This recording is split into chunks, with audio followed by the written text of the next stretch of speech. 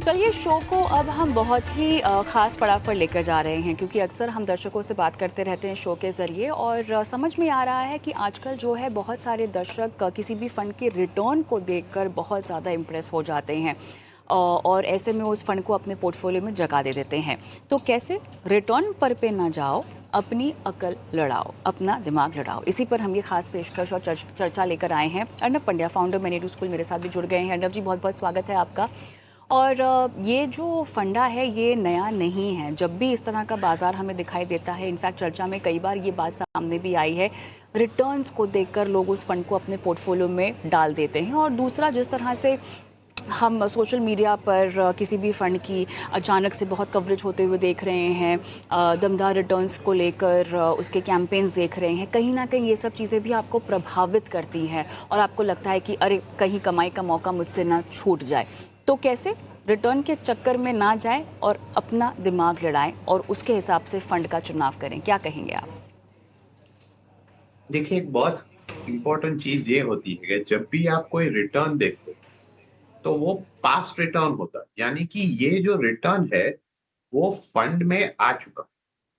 तो जो निवेशक ऑलरेडी उस फंड में निवेशित थे उनके लिए तो ये रिटर्न सही हुआ क्योंकि उन्होंने ये कमा लिया।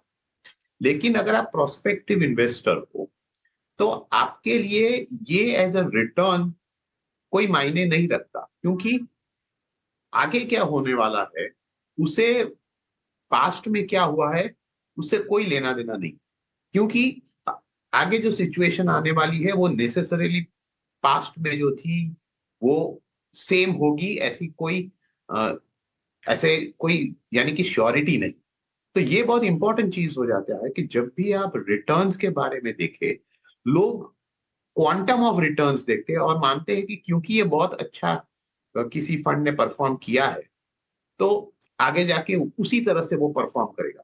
तो यहीं पर आपको ये समझना है कि बहुत हाई रिटर्न अगर किसी फंड ने ऑलरेडी कमा लिया है तो चांसेस ये है कि आगे जाते हुए उसी प्रकार का हाई रिटर्न नहीं आ सकता, यानी कि आने के चांसेस कम है। ऐसा नहीं है कि कोई अच्छा परफॉर्मिंग फंड पिछले समय में जो अच्छा कर रहा था वो ओवर अ लॉन्गर टर्म अच्छा ना करे, वैसा नहीं है। अच्छे फंड आपको ढूंढने के लिए ये देखना चाहिए कि जब सिचुएशन बाजार में फेवरेबल थी, उसके साथ जब सिचुएशन अनफेवरेबल भी थी, उस समय में किस प्रकार का फंड का परफॉर्मेंस रहा। तो ये अगर आप देखते हो तो वो एक रिप्लेस करता है आपको सिर्फ और सिर्फ रिटर्न के बारे में देखकर डिसीजन लेना। आपको मैं कई एग्जांपल देता हूं। फॉर एग्जांपल, अगर कोई एक सेक्टर ने अच्छा किया हुआ तो आपको क्या दिखेगा? ये दिखेगा कि उस सेक्टर के सभी जो फंड है, फॉर एग्जांपल आईटी ने अच्छा किया तो आईटी के सभी फंड बहुत अच्छा रिटर्न दिखा रहे हैं। सिमिलरली बैंकिंग ने अच्छा किया तो बैंकिंग के फंड बहुत अच्छा रिटर्न दिखा रहे हैं। लेकिन आगे जाते हुए ऐसा गारंटीड नहीं है कि यही आईटी या यही बैंकिंग उसी प्रकार से परफॉर्म करेंगे, क्योंकि हर सेक्टर में अप्स एंड डाउन्स आता है। उसी तरह अगर आप ओवरऑल मार्केट देखें तो ओवरऑल मार्केट जब एक अच्छी सिचुएशन होती है तब कई प्रकार के सेक्टर्स, मार्केट कैप्स वो अच्छा परफॉर्म करते हैं। उसके बाद जब एक साइकिल के दरमियान एक टफ पीरियड आता है तब अलग प्रकार के फंड्स या स्टॉक्स परफॉर्म करते हैं। तो इसीलिए आपको सिर्फ और सिर्फ रिटर्न पे नहीं देखना है, आपको यह समझना है कि आज की तारीख में उस फंड का पोर्टफोलियो कैसा है, क्योंकि उस पोर्टफोलियो के आधार पे आपको फ्यूचर के रिटर्न्स मिलेंगे और वहीं पे आपको ध्यान देना चाहिए, क्योंकि जब आप निवेश करते हो तब ये आगे जाते किस प्रकार का रिटर्न देगा वो आपके लिए मायने रखता है। अच्छा, अब जिस तरह की रणनीति की हम बात कर रहे हैं, रिटर्न देखकर आपने पोर्टफोलियो में फंड्स तो डाल दिए हैं, लेकिन मौजूदा अगर हम जो पोर्टफोलियो में आपके फंड्स हैं उनकी बात करें तो उनमें भी तो सेक्टर स्पेसिफिक चाल अगर अच्छी चल रही हो तो उसका प्रभाव तो पड़ेगा ही पड़ेगा। तो लोगों में जो फोमो होता है कि फियर ऑफ मिसिंग आउट होता है कि अरे हमने इस तरह का फंड डाला नहीं तो हमें जो है उसका फ़ायदा नहीं मिलेगा। हम ये क्यों भूल रहे हैं कि हमने जिसको पैसे दिए हैं वो भी एक फ़ंड मैनेजर है और वो भी बाज़ार की चाल को भांप रहे हैं, वो भी ये समझने की कोशिश कर रहे हैं कि कौन कौन से किस किस तरह के सेक्टर्स और कंपनियां चल सकती हैं। तो जहां उनको फोमो फील हो रहा है, मे बी वो उनके पोर्टफोलियो में, उनके फंड में एज एन एक्सपोजर ऑलरेडी मौजूद हो। नहीं, इसीलिए आपको यहीं पे एक बहुत क्लियर डिस्टिंक्शन करना पड़ेगा। देखिए, जब आप कोई फंड मैनेजर को फंड पैसा देते हो, तो वो फंड मैनेजर उस फंड के ऑब्जेक्टिव के हिसाब से निवेश करेगा। तो अगर एक सेक्टोरल फंड है, तो या थीमेटिक फंड है, तो फंड मैनेजर को because of the nature of the fund उसी सेक्टर या उसी थीम के मुताबिक निवेश करना पड़ेगा। अगर even if it is over valued, उनको तो वहां निवेश करना ही पड़ेगा। इसके सामने आप कंपेयर कर लीजिए कि कोई डाइवर्सिफाइड इक्विटी फंड है, लार्ज कैप हो, मिड कैप हो, मल्टी कैप हो, फ्लेक्सी कैप हो, वहां पर इस प्रकार का रिक्वायरमेंट नहीं है कि फंड मैनेजर को सिर्फ एक या दो ही सेक्टर में निवेश करना है। तो जिस जहां पर डाइवर्सिफाइड इक्विटी फंड होते हैं, वहां पर फंड मैनेजर को ज्यादा चॉइस रहता है कि वो उन सेक्टर से एक्सपोजर कम कर देंगे जहां पर उनको ओवर वैल्यूएशन लगता है, और उन सेक्टर्स में जाएंगे वहां जहां पर उनको पोटेंशियल ज्यादा दिखती है। इसीलिए हम कहते हैं कि जहां पर सेक्टर थीमेटिक या नैरो फंड्स होते हैं, वहां पर रिस्क ज्यादा होता है, क्योंकि वहां पर जो साइकिल्स होती है उनका असर बहुत ज्यादा वहां पर दिखाई देता है, as compare to a diversified equity fund, जहां पर आपको दिखेगा कि फंड मैनेजर ये सब वॉलेटिलिटी को अपने फंड में समावेश करने के लिए अनेक प्रकार की स्ट्रेटेजीज यूज करते हैं, और उन स्ट्रेटेजीज के मुताबिक वो निवेश करते हैं।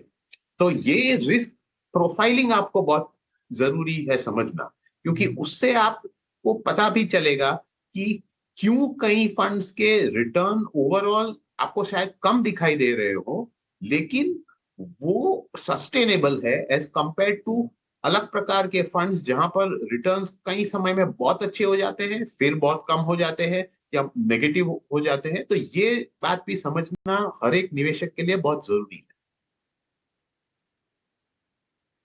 चलिए एक छोटा सा सवाल यहाँ पर हम पूछते हैं और उसके बाद चर्चा को भी हम यहीं समाप्त करते हैं।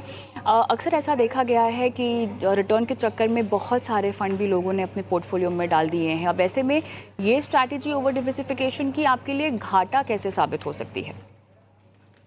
देखिए, पहली बात तो एक ये है कि कई सारे स्टडीज ने ये तय कर दिया है कि फॉर एग्जांपल जो सेक्टर्स या फंड्स इमीडिएट पास्ट में जिन्होंने बहुत अच्छा किया है, वो अगले पीरियड में उतना अच्छा नहीं करते। ये एक बात हो गई। दूसरी बात कि इस चक्कर में अगर आपके पास कोई स्ट्रेटेजी ना हो, आप सिर्फ और सिर्फ रिटर्न को देख रहे हो, तब आपको ये ऐसा लगेगा कि मुझे बहुत सारे फंड्स में निवेश कर देना चाहिए। उससे क्या होता है कि आपका फोकस चला जाता है। तो ज्यादा फंड होने से उसका मतलब ये नहीं कि आपका पोर्टफोलियो ज्यादा अच्छा परफॉर्म कर रहा है। इसमें अगर बहुत सारे फंड्स आ गए, उनका मॉनिटरिंग करना डिफिकल्ट हो जाएगा। दूसरी बात, उनका वेटेज इतना कम होगा कि अगर कहीं ने अच्छा परफॉर्म भी किया तो ओवरऑल पोर्टफोलियो पे असर कम होगा। तो ये ओवर डाइवर्सिफिकेशन जो है, उसमें कई बार तो आपका सेम एक्सपोजर अलग अलग फंड में सेम ही होता है, यानी कि सिमिलर स्टॉक्स कई सारे पोर्टफोलियो में होते हैं। तो उससे क्या होता है कि आपका एक्चुअली रिस्क थोड़ा ज्यादा बढ़ जाता है, क्योंकि रिस्क कॉन्सेंट्रेट हो जाता है। तो ये सब चीजें को ध्यान में रखते हुए आपको क्लियर स्ट्रैटेजी होनी चाहिए और फंड्स को लिमिटेड रखने चाहिए, क्योंकि आपको ये समझना होगा जब आप म्यूचुअल फंड को ऐड करते हैं, हर एक फंड बाय इटसेल्फ डाइवर्सिफाइड होता है, क्योंकि उसमें 30 40 50 स्टॉक होते हैं। तो ये ओवर डाइवर्सिफिकेशन करने की आपको जरूरत नहीं है। क्लियर स्ट्रैटेजी के साथ सिर्फ अपने गोल्स पे ध्यान दीजिए और फिर अपने फंड्स का सिलेक्शन कीजिए। चलिए बहुत बहुत धन्यवाद अर्नब जी, आपने समय निकाला और इतने अहम मुद्दे पर आज दर्शकों को सलाह दी, उनका मार्गदर्शन किया। हम रुकते हैं छोटे से ब्रेक के लिए, लेकिन ब्रेक के उस पार बाजार की चाल पर बात करेंगे और आपके लिए और स्ट्रैटेजीज लेकर आएंगे। दिनशॉ ईरानी एमडी CEO हिलियस म्यूचुअल फंड के, उनसे बातचीत के अंश आपको दिखाएंगे छोटे से ब्रेक के बाद।